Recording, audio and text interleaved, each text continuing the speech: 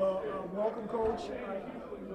Just your emotions today to finally kind of be the head man in charge here at a program. Emotions are kind of all over the place, but all in a good place. This is a wonderful institution. It's a great opportunity. I feel blessed to have been selected to be the person, and I know that it was a thorough search. So to finish up as the guy, the person, the new face of Bulldog basketball is an absolute incredible blessing for me. You can apply for any job during the off season. Obviously, the coaching carousel. Why Alabama A&M? Why this program? Sometimes I think you're being led by, at least I feel like you're being led by the Spirit. You're being led by a direction from above for me, and I felt like this was an opportunity for me to continue my work at an HBCU, to continue trying to help young men develop as people, as players, and it was an opportunity to take something that I've learned from a really good place and bring it to a place that I think really wants it. This fan base, the support network, Bulldog Nation all want a championship. They all want to have a chance to cheer in March, and I think that's the ultimate for college basketball fans, and I think this is a place where you can do that. Hey, you've been with Coach Mike Davis for a long time now, and of course, now you're going to a rival school within the conference. But what did he tell you along with this process as you were getting ready to become the new Bulldogs head coach? He told me it was way too long in coming. He said, you've been deserving of this for a long time. He sent me a text this morning, as a matter of fact, which was really touching, just saying how much he appreciated the work that I did there, the work that I did for him at Indiana, at UAB, and at Texas Southern. And we have an incredible relationship. It's a brother relationship. And I've learned an awful lot from him. He's let me do an awful lot on the floor and off the floor with our team. And I think the partnership worked great for us. So I think he was as encouraging as anybody that this was the right opportunity. Go for it and see if you can make it happen. I know you can't go into details about things because it's your first day, right. But kind of talk about like getting on the recruiting trail as far as where you are, because you're kind of behind the times in a sense. Well, you know what? If you're worth your weight in salt as a coach, you've kind of cultivated some players and some contacts, and you said, well, this is a possibility. You don't always know if it's going to come through, but you put guys on a burner and you held them there, and you tell them, just kind of hang in there with me, something's going to happen. And now when I leave here, it'll be right to the phone, and it'll be let's move, let's get some people in here, let's get some players in here that can help the guys that are currently here move this thing where we're trying to go. Have you had a chance to talk to some of the current players that are still on the roster? Yeah, as a matter of fact, I met with the team last night, current guys. I met with them last night, came in about 9:30 and visited with those guys in the locker room. I think they're excited about the change. I think they're excited about the opportunity, and I just kind of encourage them to buy in completely to the vision that I have. And it takes some work, man. It takes some commitment. It's not an easy thing to do if you want to climb to the top of that mountain. But I told them also that the thing that we're going to do is we're going to get degrees and we're going to chase rings. That's what we want to do, and those kids are about chasing those rings. They like that, they want to do that, and that's what I'm all about. Give me Donnie Marsh's, as you mentioned, just your mission. You mentioned a few of those earlier, a few minutes ago. Just what you want to try to accomplish, obviously on the floor, and more importantly, of course, off the floor. Just trying to cultivate young men. Yeah, I think that's critical. I think we're all placed here for a reason, and I really have believed strongly since I got into this profession a long time ago that I could be an example for young people. I can lead them in directions that are positive directions for them while they're with me, and that they can take those lessons and carry them on throughout their lives.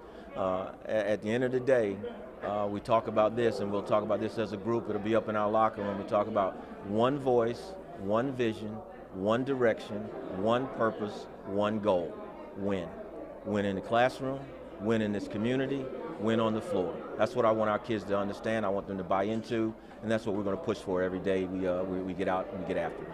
I think I know this league as well as anybody does. In the 4 years that I've been in this league and at Texas Southern regular season, we are 64-8 at Texas Southern. We've only lost 8 games in the 4 years that I've been there, and I think the 1 year I was gone, they lost 6. So Coach Davis says it all the time. He says, you know the formula, you know how to do it in this league, and I really feel good about that. I think we know the formula. I think we know how to prepare. I think we know how to work. I think we know what needs to be done. So I'm happy to still be in this league, because I'm not saying that gives you necessarily a leg up on anybody, but what it does do is it gives us a comfort level in preparing our kids that we know what it takes to get this thing done. Did they express their concerns to you about what has happened in the past and what they want to hope to accomplish as you are here now? We didn't even talk about the past. We said, we're moving forward. This is a new era, a new day, a new time, and we talked about what it takes to be a team that's playing in March. That's what we talked about. That's what I wanted them to think about. That's all I want them to think about. Whatever happened in the past is in the past. Those kids talked about growing, about wanting to fill Elmore. I think it should be the greatest home court advantage in this league. I really do. But I told them it's not just on other people, it's on us. We've got the responsibility to do our part. So we've got to put our time in, we've got to put our work in, and we've got to commit to making sure we're going to do this thing the right way. And all of them are excited about trying to do that. Donnie, did you know that, in the times that you've visited Elmore, and you just looked at yourself like, my goodness, like what this could be, moving forward, obviously, as you're now the new head coach? No doubt. When you're in an environment, I even mentioned this during my interview, I said, I don't know who those guys are under the basket next to the visiting team, but my goodness, they create a distraction that is truly should be a home court advantage. But it's a place where I walk in and I envision it filled to the rafters, not just for certain games, not just for in particular games, but I want to see it filled all the time, because one thing we talked about at my previous place was we want to win every home game. If you win every home game in your league, that's 8 right there that you got under your belt. Now you go on the road and you can steal some here and there, and now you're putting yourself in a position where you're in contention, where you're fighting for something, where you're battling. So I just want to see it become a home court advantage, and that means we've got to do our part, which is put a product on the floor that's exciting to watch, which is be engaged in this community, in this campus community, so that kids want to come out and see us. And then we got to win. We got to get out on the floor. We got to get some things done. Your previous 30 days have been a whirlwind. What are the upcoming 30 days for you, Donnie Marsh, as the head man here at Alabama? What's the next level to whirlwind? Whatever that next level is, that's what the next 30 are going to be. It's I think I leave here and we take care of a couple things, and then it's a dead period until after Thursday. And I got some things set up already to go see some kids. I got to get back to Houston, and all my boxes are ready, and they're ready to put in the car, pack up, and get out. And then I just need to get on the road. We got to get some players, as you said. We've got to. That's what it all comes down to. It's not always about the X's and the O's. It's about the Jimmys and the Joes. So we got to get out and find some guys that can come in, complement what we have, and take this thing to another level. How important is it to recruit and find kids locally, keep them at home in and around North Alabama and obviously throughout the state? I think it's always important that you build a base, you build a net, you try to build it around where you are, where you're located. There have been some terrific players in this area, some terrific players in the state of Alabama, and we got to do our homework. We got to get out. We've got to make sure that people know who we are, what we're about, what our program's going to be about, and then you got to sprinkle in some great players from other places. We want to make sure that we're not recruiting for the level where we are. We want to recruit above the level where we are. And if you can do that, then you've got a chance to do what we talk about, which is let's be playing in March.